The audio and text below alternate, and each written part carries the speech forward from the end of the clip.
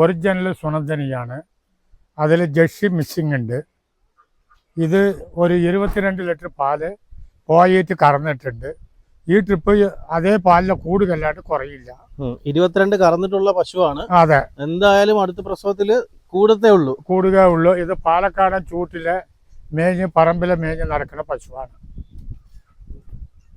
നല്ല ഹൈറ്റ് ഉള്ള പശുവാണ്. ഹൈറ്റ്, നല്ല ബോഡി വെയിറ്റ്, നല്ല കളർ ഉണ്ട്, നല്ല ആരോഗ്യവാനാണ്.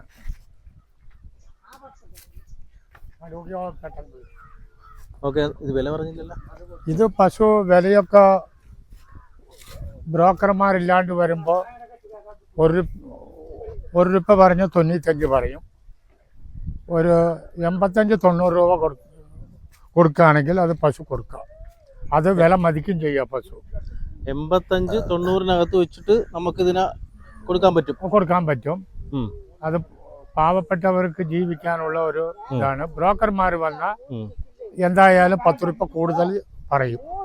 ബ്രോക്കർമാരില്ലാണ്ട് നേരിട്ടാണെങ്കിൽ ഒരു 85-90 രൂപയ്ക്ക് കൊടുക്കും.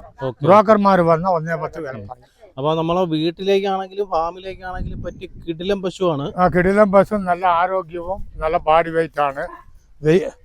വെയിലും മഴയെല്ലാം തരണം ചെയ്യാൻ പറ്റിയ പശുവാണ്.